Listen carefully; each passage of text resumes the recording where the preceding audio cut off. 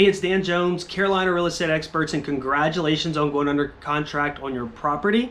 The purpose of this video is just to go over some Q&A and frequently asked questions and go over some of the next steps. So sit tight. Education is really important to us, and we want to make sure you're educated throughout the whole entire process. Sit tight and enjoy the video.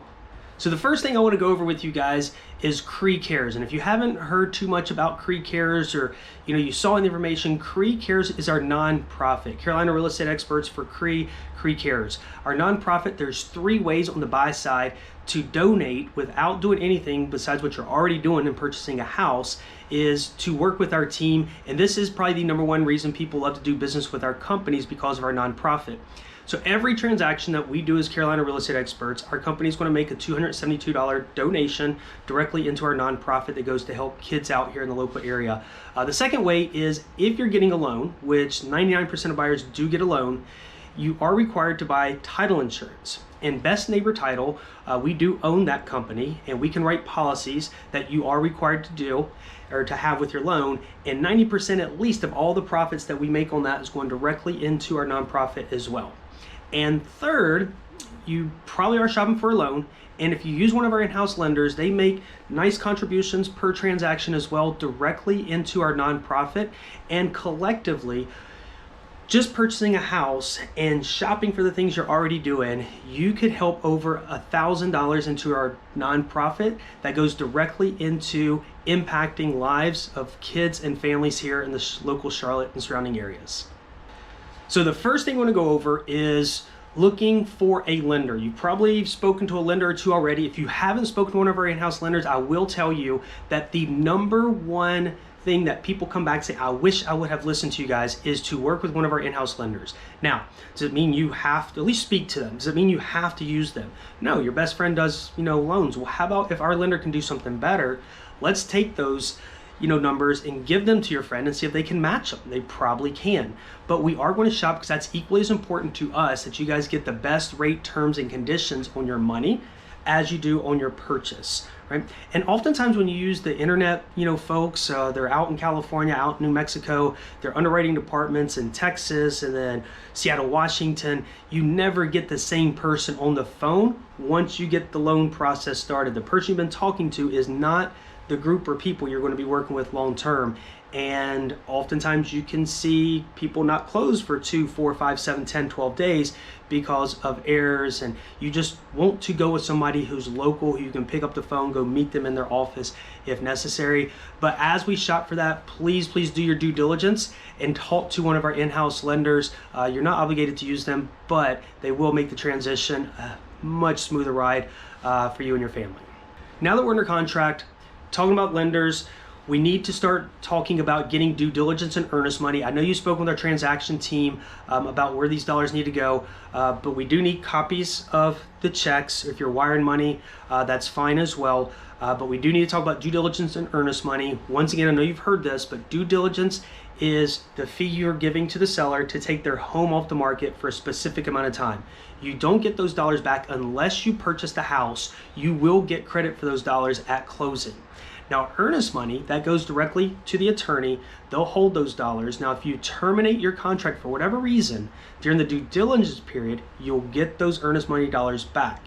If you terminate 2 days before closing, you're going to lose your due diligence, obviously, and your earnest money. So we have to terminate a contract within the due diligence period to get your earnest money back, right? So we do need to get those checks moving. And if you have any questions about those, feel free to reach out to your agent, our TC team, or even myself. We can get those questions answered for you, but we need to get those checks moving. The next bit we're going to work on are your inspections. More than likely, if you're watching this now, majority of your inspections probably have already been scheduled. You have your general inspection, which we always recommend doing. Depending on where your house is at, you could have septic, you could have a well testing that needs to be done. If you have a well, we can always do water testing to make sure there's no bacteria in the water, make sure that water is drinkable. Also, we like to recommend a radon test. Not everybody goes for these, but radon it's everywhere. But certain areas, especially around, there's a couple areas around Charlotte over towards Concord, and as you get to the mountains, you see a lot more radon. But we can do a radon test directly through our folks who do our general inspections, and they can get those taken care of for you. So in regards to your inspections, Most of our buyers don't attend the inspection. Why? Because we get a full detailed report and the inspector is always available for us to pick up the phone to ask any questions in regards to what they found or what they saw if we need clarification.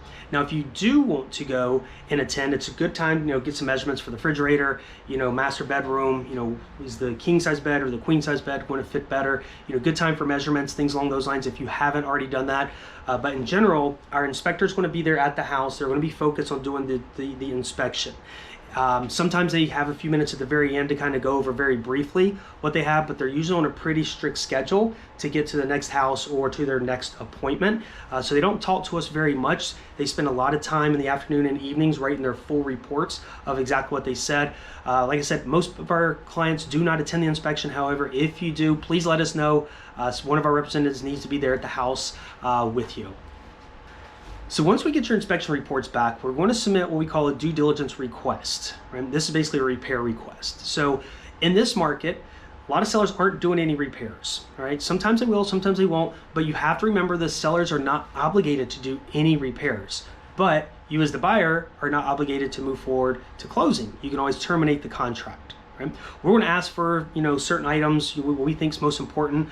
Our TC team is going to review your report in depth, make some recommendations. You can give some feedback as well. If we need additional inspections, we can order those. So, for example, if the AC wasn't blowing cool enough, we definitely need to get an HVAC company over, or even ask the seller to get an HVAC company over to do additional inspections. But just remember, the seller is not obligated to do any repairs, and in this market, it's 50-50 if they're going to do any. But if there's a possibility, we're going to ask for it.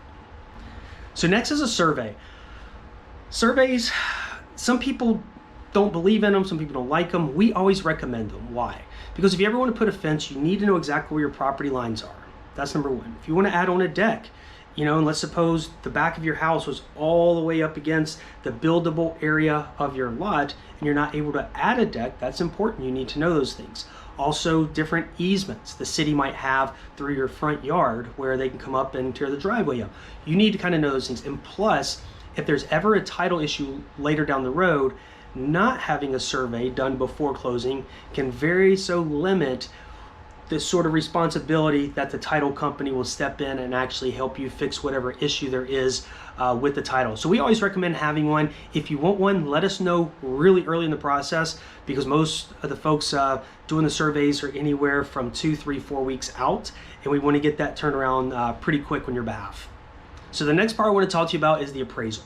So your lender is responsible for ordering the appraisal. Right? We can always reach out to the lenders, but oftentimes if it's not somebody who we work with a lot, they don't give a lot of communication to us directly, and they'll put it all on you. So we need to make sure the appraisal has been ordered, and if there's any issues in regards to the appraisal and the appraisal price and contract price, your agent will reach out to you and we will negotiate that on your behalf to kind of get you, hopefully in the middle. There's 3 ways it could go. We can meet in the middle with the seller. The seller could say, no way, I'm not dropping, or we as the buyer say, no way, we're not. Possible compromise, we can terminate the contract, but it's negotiable if we do have an appraisal that comes in not at contract price. So if you've chosen to get a home warranty, we do have a preferred company. If you'd like to shop around for other companies, that's fantastic. Otherwise, we have a company that we've been working with for a really long time that does a good job for our folks.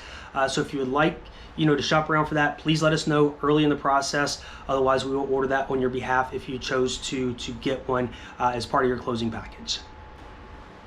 So as we get closer to your actual close date, there's a few things I want to remind you of. And you're going to have a second call with our transaction team, but let's start with utility information. Right? We can go ahead and put utilities, you're closing on the 30th of the month.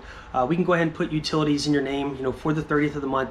Keep all that information, because if your lender is a day or 2, 3 days late on getting closing, especially around a holiday, and you need to shift those back a little bit, we can do that. But utility information, you usually get about a week before closing, and then just call the utility companies, and sometimes the sellers might need to transfer, get things out of their name first, or at least give the okay to transfer. But utility information, really important, but like I said, always just kind of make sure and be flexible when it comes to the date and time that you put those in, just in case we have to move those back a little bit. Now, when it comes to your closing date, okay, we always recommend, because some sellers will not give you the keys to the new house until the deed is recorded. What does that mean? So once you sign all the paperwork, doesn't mean you own the house. All the paperwork that you're going to sign has to be recorded at the deed of records. Mecklenburg County, Cabarrus, Iredell, wherever you're closing, it has to be recorded before they're going to turn over the keys. So sometimes that can take an hour, 2 hours. So our recommendation is, if you're closing at noon on the 15th, right, and it's on a Thursday, don't have the movers ready at 12:30, the internet company at 1 o'clock, the refrigerator being delivered at 2 o'clock. You might not get the keys until 3 or 3:30. We always recommend just go ahead and, have everything scheduled for the next day, just to give yourself some time to breathe, get the keys, enjoy the house, and then start moving in, the next day. And don't come to the closing table with the moving truck ready to go, expecting keys, because some sellers will give you the keys right after you sign. Go ahead and go move in. However, that's not the norm. So please be flexible when it comes to the close date. And if you're using an outside lender, I hate to say it, but majority of the time, 8, 9 out of 10 times, they do not close on time, and it's 2, 3, 4, 5 days behind. And it can cause a lot of chaos with moving companies, with just having utilities, internet, and even just power, just so you not sweat during the middle of summer. So just be very flexible when it comes to utilities, move-in date, and just closing in general. So one of the final steps is, what dollar amount do you need to get to the closing table? And with your lender, we will ask for that amount on your behalf. However, that's not our responsibility, and we don't have a way to definitively tell you this is the dollar amount. That is 100% on your lender to get you those numbers. And in general, they're going to give you a ballpark within 2 to 3 days of closing, and within usually 24 hours, you will need to, get the exact amount. Now, when it comes to wiring instructions, you'll never get wiring instructions from Carolina real estate experts. Those will come directly from the attorney's office, and whoever you're going to wire money from your banking institution, you're going to take those instructions, and they're going to verify. They're going to pick up the phone and call the law office to verify all the information is accurate, so there's no wire fraud, which has been a real issue over the last 4 or 5 years, just in the North Carolina area in general and kind of all over the country. But the wiring instructions you will not get from us. They'll come directly from the attorney's office, and they will send those, directly to the attorney for the day of closing. So I appreciate you taking the time to watch this. Education is really important to myself, the team, and our transaction team. And we want this to be a seamless process, but when you get done, I want you to tell your friends and family how well this process went. And that is kind of what I want to lead up to and just kind of end with, is just our CRE commitment. I know you've heard it, from our team, our transaction coordination team, and I want you to hear it from myself as well, that if we deliver on a world-class experience in our CRE commitment, and we just really serve you guys at a really high level, that you please keep us in mind for any referrals of friends and family in the future. That's the lifeline of our business, and if there's anything we can do to make this process better, we're always open for suggestions. But congratulations on your new purchase. Let us know if you have any questions, and I look forward to meeting you at the close table. Talk to you soon.